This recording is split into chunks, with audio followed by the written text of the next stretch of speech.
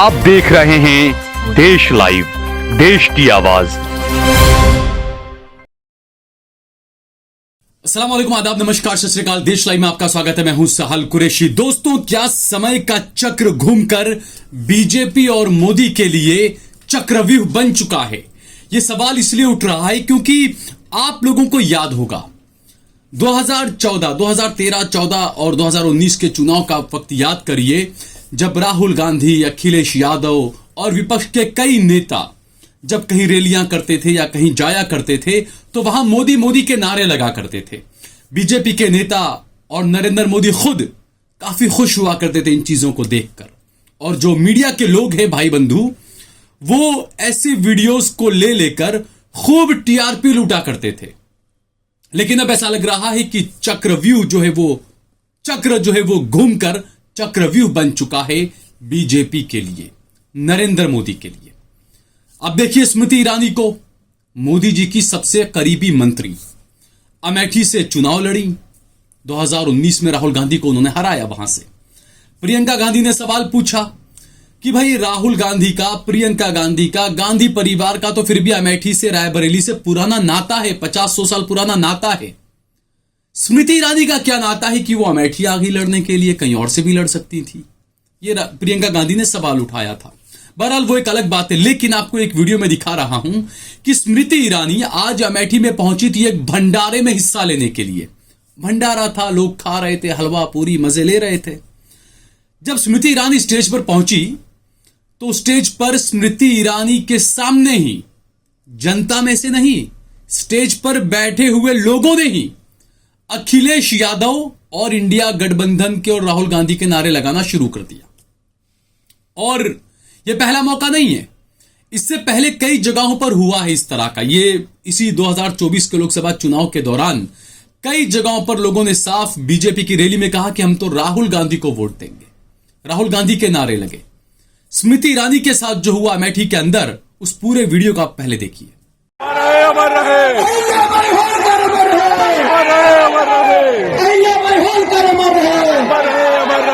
समस्त बिरादरी बंधुओं से निवेदन है, हाथ जोड़ के हाथी का प्रयत्न बंधन है आप लोगों से। यहाँ पर हमारे समाज के लिए किसी पार्टी ने कुछ नहीं दिया है। समाज आज पार्टी सिकल है।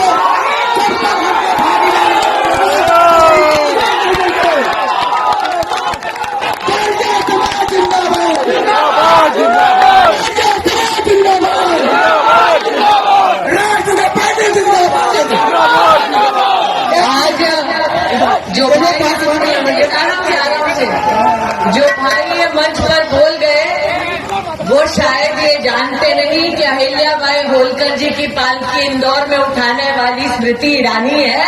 जब जान जाते, पहचान जाते। भैया, मैं यहाँ राजनीति समाज के मंच पे नहीं कर रही हूँ, वरना इतना कह दूं कि अहिल्याबाई होलकर का जितना कांग्रेस पार्टी ने अपमान किया है वो और किसी पार्टी ने नहीं किया। मैंने समाज के मंच पर कोई राजनीति नहीं की है। आपसे आग्रह है, भंडारे का कार्यक्रम है, यहाँ पर राजनीति ना करें, वरना मुझे भी यहाँ पर किसी कारणवश फिर बोलना पड़ेगा।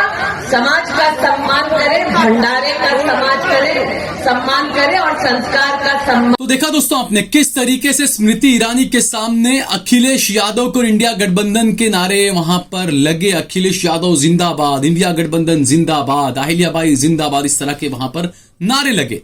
स्मृति ईरानी जो है वो बौखलाई हुई नजर आई। वो अहिल्याबाई पर कभी कुछ कहने लगी और वहां पर वो संस्कृति, भारतीय संस्कृति याद दिलाती नजर आई नारे लगाने वाले को। अब स्मृति जी से पूछना चाहिए, स्मृति जी, उस वक्त आपकी भारतीय संस्कृति कहां गई थी जब आप सिलेंडर को लेकर, महंगाई को लेकर, आतंकवादी हमलों को लेकर मनमोहन सिंह को, जो उस वक्त के तत्कालीन प्रधानमंत्री थे, उन्हें आप चूड़ियां भेज रही थी। उस वक्त आपको यह भारतीय संस्कृति याद नहीं आई?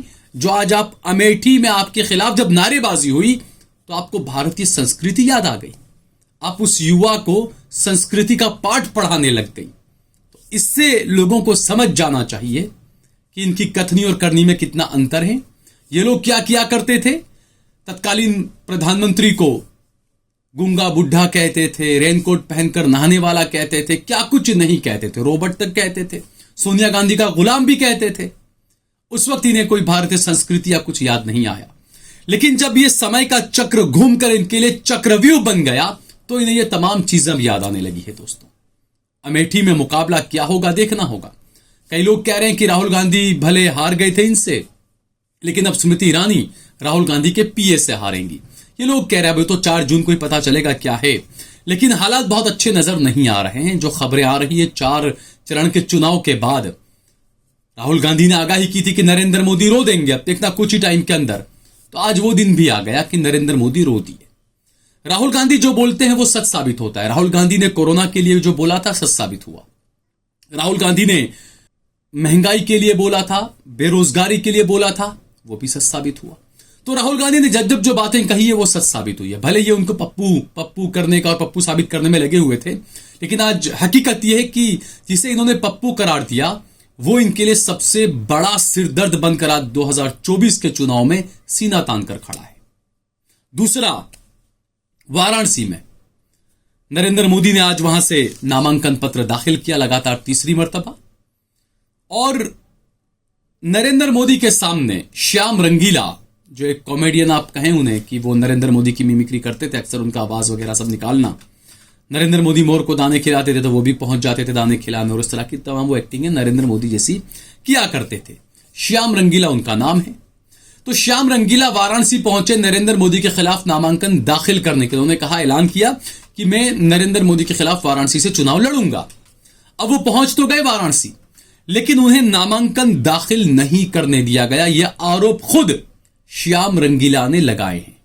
बाकायदा उन्होंने अधिकारी से फोन पर बात कर स्पीकर फोन करके लोगों को सुनाया कि देखिए क्या कह रहे हैं। उन्हें रोका गया, उन्हें नामांकन दाखिल नहीं करने दिया गया। क्या यही लोकतंत्र है? यह सवाल उठना लाजमी है। वैसे जाती तौर पर मैं इस बात को मानता हूं कि श्याम रंगीला को, अगर वो वाकई में मोदी की नीतियों के खिलाफ हैं, सत्ता पक्षी नीतियों के खिलाफ है, तो मेरे ख्याल से उन्हें चुनाव में लड़कर विपक्ष का साथ देना चाहिए। मेरी जाती राय है। बहरहाल लोकतंत्र है, किसी को भी चुनाव लड़ने का अधिकार है, लड़ सकते हैं। श्याम रंगीला ने क्या कुछ कहा, क्या क्या हुआ यहां पर जब वो नामांकन पत्र दाखिल करने गए वाराणसी, तो वहां पर क्या क्या हुआ, इस पूरे वीडियो को आप देखिए। 9:15 हो रहे हैं, लगभग 15-20 मिनट हो गई हमें आए हुए। मेरे पास पूरे प्रस्तावक हैं, मेरे पास पूरे डॉक्यूमेंट हैं, सब कुछ है। नामांकन नहीं ले रहे हैं। रिजेक्ट कर दो, कोई बात नहीं है, रिजेक्ट करो नामांकन रद्द कर दो, अलग चीज़ है। एक्सेप्ट तो करो, उसको फाइल तो लो। नॉमिनेशन के लिए अभी सब अल्लाह पूरे दिन ही नॉमिनेशन करने के लिए नहीं, 12 बजे के बाद कॉन्टेक्ट करिए। अभी तो एंट्री बंद है 12 बजे के बाद। 11 बजे से नहीं, अभी सिक्योरिटी पर्पज से सारी चीज़ें इंस्पेक्ट की जा रही हैं सर। 12 बजे के बाद एंट्री है सर। तो पहले तो लाइन में लगना होगा ना सर? जब होगा तो अलाउ कर दिया है सर। अभी सारी चीज़ें बंद है। और भी कैंडिडेट्स हैं, उन्हें बताया गया है, अच्छा। सब अपने जगह पे हैं। 12 बजे के बाद होंगे। 12 बजे के बाद क्या बचेगा सर यहाँ में? कल भी 12 बजे लाइन में लगे थे सर। नॉमिनेशन करना था मुझे, मैं बाहर खड़ा हुआ हूँ। नॉमिनेशन करना था मुझे, आपके नंबर मिले थे ऑफिस से, ऑफिस के नंबर मुझे मेल से आए। पहले ऑनलाइन भर देंगे, उसको ऑफलाइन भरेंगे? नहीं, ऑफलाइन में सर। मैं सर आपको पता होगा, मैं कल भी लाइन में लगा हुआ था और 3 बजे तक एक भी व्यक्ति की एंट्री नहीं हुई थी, और मैं 3 बजे बाद गेट बंद कर दिया गया तो आ गया था। अब फिर मैं सुबह, मेरे पास मेल आया है तो फिर मैं आया हूँ। अब मुझे आप बता दीजिए, फिर लाइन में लगने से क्या मतलब? आप बता दीजिए, नहीं होगा तो फिर हम, कोई दिक्कत नहीं है। नहीं, हम देखिए, हम लोग आउटर देख रहे हैं, हम ये देख नहीं रहे थे। अच्छा, अब वो आरो सीन देख रही है, ठीक है? हाँ हाँ। तो मुझे आप देख ही नहीं रहे, मुझे आपके नंबर दे दिए गए हैं। हाँ, तो मुझे आप आरओ के नंबर दे दीजिए, मैं उनसे बात कर लेता हूँ।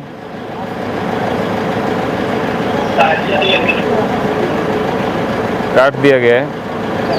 डीएम ऑफिस से नंबर मिले हैं रणविजय जी के, जो हमें फ्राइडे को भी मिले थे। फ्राइडे को भी इन्होंने बोला था कौन नहीं दे रहा फार्म, कौन नहीं दे रहा है, 5 मिनट में हम दिलवा रहे हैं। और 5-5 मिनट में इनको फ़ोन किया और ये हर मिनट में यही बोलते थे कि हम अभी दिलवा रहे हैं, कैसे नहीं मिल रही है, कैसे हो सकता है। और शाम होगी, और शाम होने के बाद फार्म देने बंद हो गए।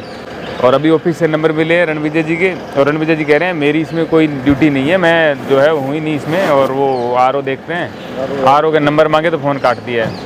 यहाँ ये कह रहे हैं 12 बजे एंट्री है, उससे पहले एंट्री नहीं है, मोदी जी नामांकन करेंगे। और 12 बजे तो कल मोदी जी नामांकन नहीं कर रहे थे, तब से हम 12 बजे थे ही वहाँ पे लगे हुए लाइन में। एक सब प्रोसीजर तो एक ही होता है, अलग अलग नहीं होता है। प्रोसीजर एक ही नहीं होता है। कल जो है वो आए, जो अजय राय जो आए, उनके लिए प्रोसीजर बिल्कुल अलग था। उनकी सीधी एंट्री, उनके साथ 10 की जगह 15-20 लोग थे और सीधी एंट्री होगी और 15-20 मिनट में उनका काम हुआ और वो सीधे निकल गए। ये प्रोसीजर उनके लिए था।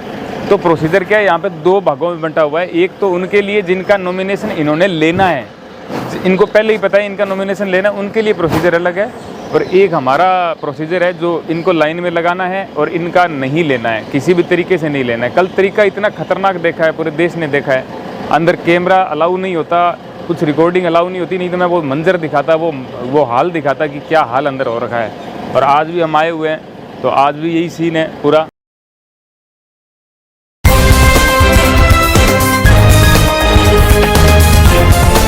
देश और दुनिया की तमाम छोटी और बड़ी खबरों के लिए हमारे चैनल को सब्सक्राइब करना न भूलें और बेल का बटन जरूर दबाएं।